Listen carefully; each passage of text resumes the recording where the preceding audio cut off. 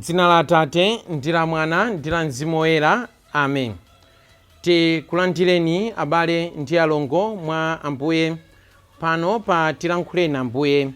Ndipo lero lachisanu pa 10 February 2023 mpingo kutitana ukutimemeza tonsefe kuti tisinkhesinkhe komanso kuphunzirapo pa moyo wa Scholastica oyera amene anali viligo, amene anasankha kuti akhale viligo cholinga chonena kuti adzipereke kwathunthu potumikira Mulungu. Lerotu tisinkhesinkheso za uviligo amene tikuyenera kuti tikhale nawo, uviligo from the social media.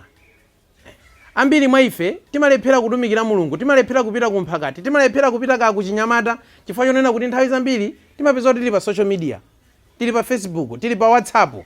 Ambuyeso afuna tisinkhesinkhe kuti mwina tikuyenera kuti tikhale amaviligo munjira imeneyo. Uviligo okonda business, uviligo okonda ku banking konde, kulephera kupita kuchinayi kuti tikakhale ndi azimayi anzathu chifukwa chonena kuti tikufuna tipite ku banking konde. Umeneyo ndi uviligo wa lero, umene tikuyenera kuti tiuganizira kudzipereka kwathunthu kwa Mulungu ngati momwe adachitira Scholastica oyera polola kuti asakwatire chifukwa cha ufumu wakumwamba. Kenakanso Scholastica oyera imweyu iyeyu analinso malitiri kumapeto kwa zonse atakhala viligo akuti adaperekanso mpaka na moyo wake ngati nsembe chifukwa cha ufumu wakumwamba. Pamene dziko lapansi likumuwuza kuna kuti you have to denounce Jesus Christ, iye adanena kuti ndendi nkakamiratu Yesu Khristuyo. Pamene lero dziko lapansi likutiwuza kuna kuti mwa Yesu Khristu mulibe fashion, ife tizinena kuti mwa Yesu Khristu muli fashion, ndiye umalitiri wa lero. Pamene anthu akunena kuti mwa Yesu Khristu mulibe phindu, ife tizinena kuti mwa Yesu Khristu muli phindu, umeneyo ndiye umalitiri wa lero. Pamene tikuzingazinga za Scholastica oyera tidzifunse kuti kodi ndife okonzeka motani kuti tikhalenso amalitiri ndi aviligo alero. Ndipo lero mawu athu oyamba akuchokeranso mu buku la Genesis mutu 3 kuyambira ndime ya 1 kulekezera ndime ya 8. Ndipo uthenga wathu wabwino wa lero ukuchokera mu uthenga wa Mariko mutu 7 kuyambira ndime ya 31 kulekeza ndime ya 37.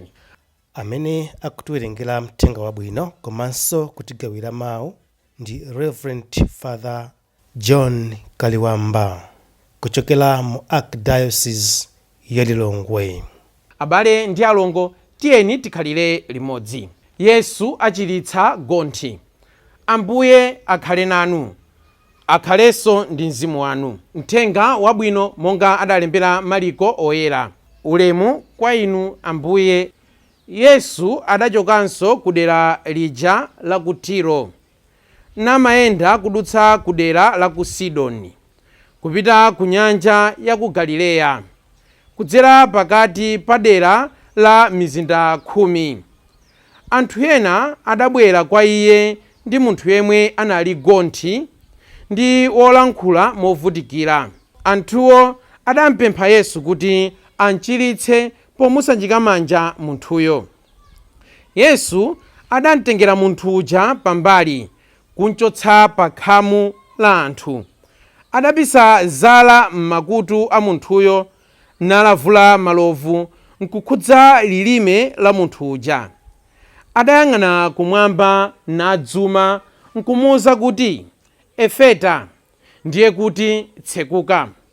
Pomwepo makutu a munthuyo adatsekuka ndipo chimene chinkamanga lilime lake chidamasuka mpaka adayamba kulankhula bwino lomwe. Yesu adalamula anzake a munthuyo kuti musakawuzetu wina aliyense zimenezi.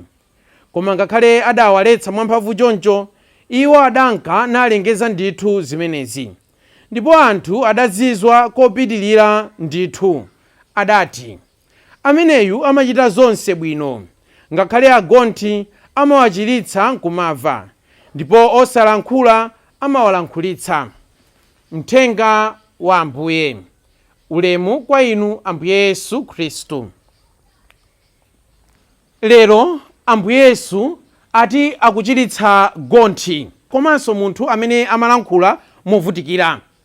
Komatu munthu ameneyu, gonthi ameneyu, munthu amene amalankhula movutikira ameneyu akuchita kubweretsedwa pamaso pa Ambuye Yesu with the help of others. Akubweretsedwa pamaso pa Ambuye Yesu ndi chithandizo cha anthu ena.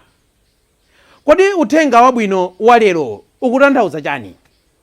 Kodi uthenga wabwino wa lero ukufuna undilankhule chani? Kodi uthenga wabwino wa lero ukutanthauza chani kwa inu? Kodi uthenga wabwino wa lero ukufuna ukulankhuleni chani inuyo? Choyambirira chenicheni chimene ife tikuyenera kuti tidzifunse lero nkumasinkhasinkhapo kuti kodi ndi anthu angati amene ndawabweretsa pamaso pa Ambuye, nanga ndi anthu angati amene ndawachotsa pamaso pa Ambuye. Alipotu agonthi amene samva mawu a Mulungu, alipotu anthu amene amavutika kuti alankhule za Mulungu. Koma malo monena kuti ife tiwathandize kunena kuti mwina amvetsere bwino mawu a Mulungu, ife mwina kawirikawiri timakhalanso patsogolo kuwalimbikitsa mu zoyipa. Ife mwina kawirikawiri timakhalanso patsogolo kumangoyang'anira. Ife mwina kawirikawiri timakhalanso patsogolo kuwapanga promote, kuwalimbikitsa. Pamene akubweretsa gonthi pamaso pa Mulungu, pamene akubweretsa munthu amene akuvutika kulankhula pamaso pa Mulungu, tatini ndidzifunseni kuna kuti kodi ndabweretsako angati pamaso pa Mulungu, nanga ndachotsapo angati pamaso pa Mulungu. Kudzera mu zochita zathu anthu ochuluka akuchoka lero pamaso pa Mulungu, akuti akaona zimene ife tikupanga ngati mtsogoleri, akuti akaona zimene ine ndikupanga ngati wansembe, akuti akaona zimene inu mukupanga ngati Mkhristu, anthu nkumanena kuti ndiye kuli bwino ndizingokhala osamapemphera. Lero tu munthu akubweretsedwa pamaso pa Ambuye Yesu ndi chithandizo cha anthu. Mwanji nanunso muthandize anthu kuti abwere pamaso pa Mulungu kudzera mu zochita zanu, kudzeranso mu zochita zanga. China chimene uthenga wabwino wa lero ukutiphunzitsa nkunena kuti anthu awa atafika pamaso pa Ambuye afikatu ndi pempho. Akunena kuti Ambuye tamuchiritseni munthuyu pomusanjika manja. Koma kodi zimene Ambuye Yesu akupanga ndi zotani? Tikuona kunena kuti Ambuye Yesu lotawa akumva pempho lawo lonena kuti amuchiritse munthu osalankhulayo komanso munthu osavayo. Koma tusakutsatira the procedure that has been proposed by them. Sakutsatira ndondomeko imene anthuwa awapempha Ambuye. Anthu akunena kuti tamuchiritseni munthuyu pomusanjika manja. Ambuye Yesu akunena kuti ayi ndimuchiritsa nditu munthuyu, koma sakumusanjika manja. Akuti poyambirira akumutengera pambali. Pamene iwo akunena kuti tamusanjikeni manja, Ambuye Yesu akumutengera pambali. Kenaka kachiwiri akumupisa zala m'makutu. Kenaka kachitatu akumukhudza lilime. Kenaka kachinayi akuyang'ana kumwamba ndi kudzuma. Kenaka komaliza akumuza kunena kuti efeta kapena kuti tsekuka. Kodi zimenezi zikutanthauza chani moyo wathu wauzimu komanso moyo wathu wamapemphero? Let us now go into a school of prayer. Ambuye Yesu lero akutitengera mu kalasi ya kupemphera kwenikweni ndi kolondola. Osamabwera pamaso pa Ambuye nkumamupempha Mulungu kuti atipatse zinthu, nkumuwuzanso njira yonena kuti atipatsire. Ayi Ambuye mmati mundipatseko ndiwo, koma anebawa ali ndiwo zambiri ndi atandigayirako ndiwowa. Don't propose a procedure, don't propose a way, don't propose a method before the Lord.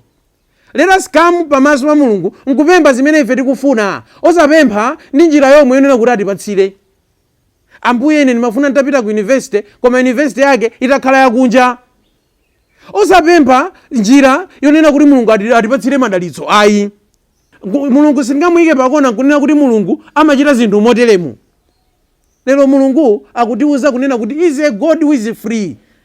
Mulungu pamene ali ndi ufulu wake ochita zinthu monga momwe akufunira, ife tisamalimbane ndi ufulu wa Mulungu nthawi zina. Tizilola kuti zimene Mulungu akufuna kuchitika moyo mwathu zikhale zomwezo. Muzilola zimene Mulungu akufuna kuti zichitike moyo mwanu kuti zikhale zomwezo, posafuna kunena kuti Mulungu atsate njira imene ndikufunayo. China chimene tikuphunzira nkunena kuti healing is a process. Getting the graces before the Lord, it's a process as well. Kuti kulandira zaulere kuchoka kwa Mulungu ndi process, ndi ndondomeko nditu. Kuchiritsidwa pamaso pa Mulungu ndi ndondomeko nditu. Lero tatiyeni tiphunzire kunena kuti ngati ife tikufuna tichiritsidwe, ngati ife tikufuna kuti tilandire zaulere, palibe chidule kuti ife tilandire zaulerezo. Ngati timaganiza kunena kuti tingathe kungogwira TV nkuchiritsidwa, there is a process which God is following. Ngati timaganiza kunena kuti we can just type amen pa Facebook, pa chithunzi cha Ambuye Yesu nkuchiritsidwa, there is a process which God is following. Ngati timaganiza kunena kuti ife tikangotumiza macheni message kwa anthu 17 ndiye kuti tilandira zimene ife tikufuna, there is a process which God is following. Let us respect the process of God. Tiyeni tilemekeze ndondomeko imene Mulungu amafuna kuti ife tizitsatira kulandira zaulere pamaso pake. Lero pamene Mulungu akuchiritsa gonthi uyu pomuuza kuti efeta, pomuza kuti tsekuka. Lero tatiyeni tidzifunse kuti kodi titsekukenso nafenso kuziti. Tatiyeni titsekuke kumakhalidwe athu amene mwina samukomera Mulungu. Mulungu sadasangalatsidwe ndi ugondi wa munthuyu. Mulungu sadasangalatsidwe ndi kusafa kwa munthuyu. Lero Mulungu sakusangalatsidwanso ndi makhalidwe athunso lero amene akutiuza kunena kuti titsekuke kumakhalidwe amenewo. Kaya ndi umbava titsekuke, kaya ndi ziphuphu titsekuke, kaya ndi chigololo titsekuke. Tatiyeni ndidzifunse kunena kuti kodi pamene Ambuye mukumuuza munthu wina kuti atsekuke, nanga ine mukundiuza kunena kuti nditsekuke mu zigawo ziti? Ndipo zigawo zimenezo tilole kuti moyo mwathu zitsekuke. Amen.